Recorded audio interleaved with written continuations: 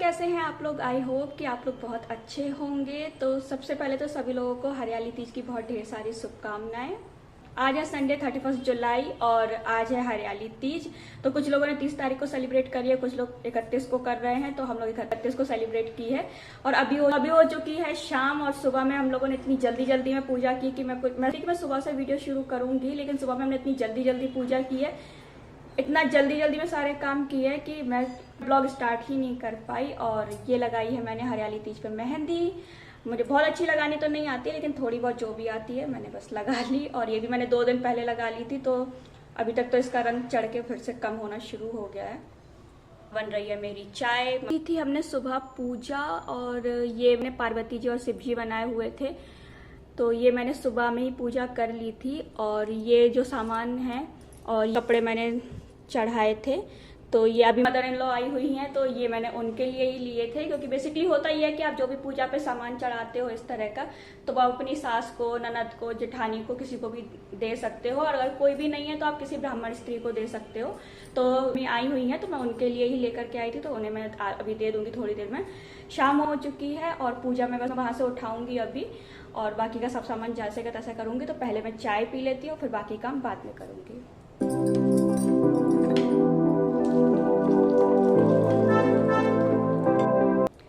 तो अभी पी लेती हूँ पहले मैं चाय, फिर करूंगी बाकी के सारे काम।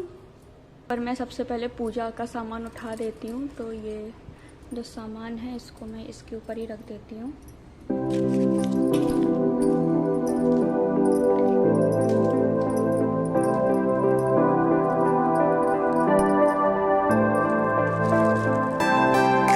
मैं मम्मी को दे दूंगी। और ये शिव जी पार्वती जी जो मैंने बनाए थे, इनको मैं अपने गमले में ही रख दूंगी। तो ये वहाँ को मैं गमले में ही रख दूंगी। और यहाँ पे जो मैंने चौकी के नीचे चौक बनाया था, मैं इसको समेट लूँगी। तो इसको हमारे यहाँ चौक पलटना कहते हैं।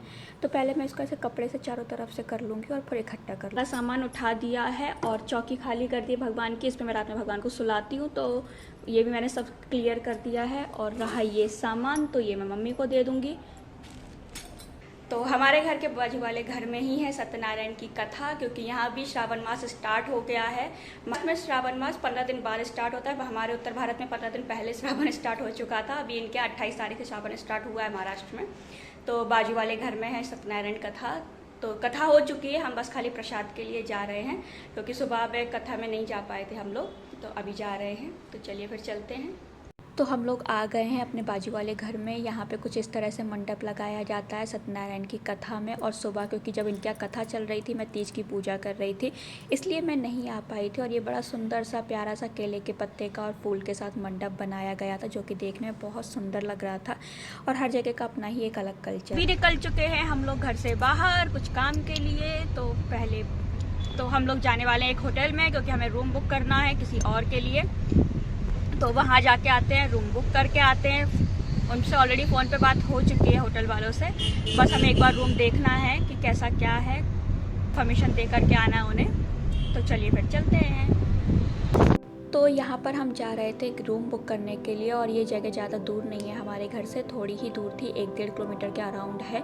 और यहाँ पे हम आ गए हैं अपने होटल के पास में ही। तो जो होटल था उसका नाम था मथुरा एग्जीक्यूटिव करके। काफ़ी अच्छा होटल है, खाना वगैरह भी काफ़ी अच्छा है वहाँ का, और रूम भी काफ़ी अच्छे है, थोड़ा क्लीन है। और यहाँ हम लोग आए थे सिर्फ और सिर्फ रूम बुक करने के लिए। कल तो हमें कुछ खाना पीना था नहीं, तो बस खाली रूम बुक किया। और अभी मैं इतना कंफर्टेबल नहीं थी कि मैं पब्लिक में जाके शूट कर सकती, तो मैंने वहाँ को ज़्यादा शूट नहीं किया, बस थोड़ा सा कैप्चर किया आप लोगों को दिखाने के लिए कि हम लोग कहाँ गए थे, क्या था, बस उतना सा ही। तो हम लोग आ गए हैं होटल के पास में बिल्कुल, और बस गाड़ी पार्क हो रही है हमारी, और उसके बाद हम जाएंगे अंदर। तो ये लोकेशन बहुत अच्छा है, यहाँ रत्नागिरी में लोकेशन भी अच्छा है। और बाकी का मुझे ये एरिया बहुत पसंद भी है, क्योंकि काफ़ी ग्रीनरी है। ऑलरेडी रत्नागिरी में काफ़ी ज़्यादा ग्रीनरी है, लेकिन ये एरिया बहुत शांत है, बहुत साफ़ सुथरा है। तो ये मुझे बहुत अच्छा लगता है अपने एरिया को छोड़ कर। और ये था होटल का एंट्रेंस, तो जहाँ पे हम रूम बुक करने के लिए आए थे। और यहाँ से सामने से ही रिसेप्शन था, तो यहाँ पे हमने जल्दी से रूम बुक किया, देखा, और फिर उसके बाद हम बाहर आ गए। और ये है होटल। तो आए थे, हमारा काम हो चुका है। हमें जो रूम बुक करना था हमने रूम बुक कर लिया है और वहाँ पे बहुत सारे लोग थे तो मैंने अंदर कुछ भी नहीं शूट किया, लेकिन होटल काफ़ी अच्छा है। और शायद यहाँ पे ये भी एक रुकने के लिए जगह है लैंडमार्क करके, और ये थीवा पॉइंट वाले रास्ते पर है। तो अब हम जा रहे थे इसके बाद लौटकर घर वापस, तो फिर हमें बीच में कुछ और काम याद आ गया तो हमने सोचा चलो वो और कर लेते हैं।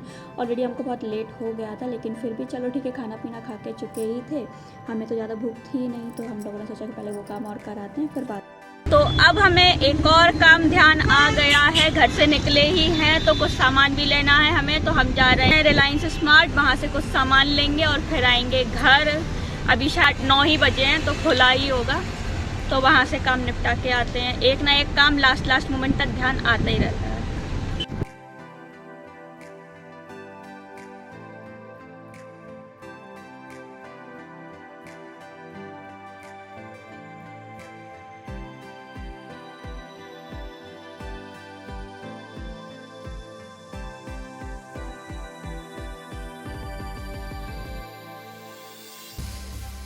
तो यहाँ हम पहुँच चुके हैं रिलायंस स्मार्ट के अंदर, और कुछ सामान हमें जो लेना था वो हम ले चुके थे और कुछ हमें और लेना था, और फिर उसके बाद हम आ गए थे घर।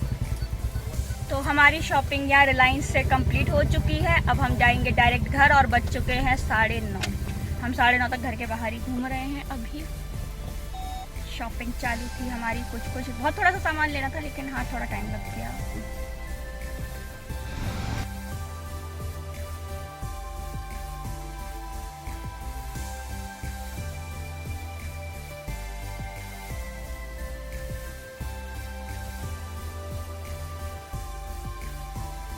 तो अभी हम लोग घर वापस आ गए हैं और बज गए हैं रात के 10, और मुझे भी बनाना है खाना इनके लिए। तो खाने में सब्ज़ी मैंने बना के रखी हुई थी, बस मुझे खाली रोटियां सेकनी है, तो मैं फटाफट रोटियां सेकती हूँ, खाना देती हूँ। और अभी मेरा बहुत सारा काम बाकी है और सुबह 5 बजे उठना भी है, तो फिर जल्दी कर लेते हैं सारी चीज़ें।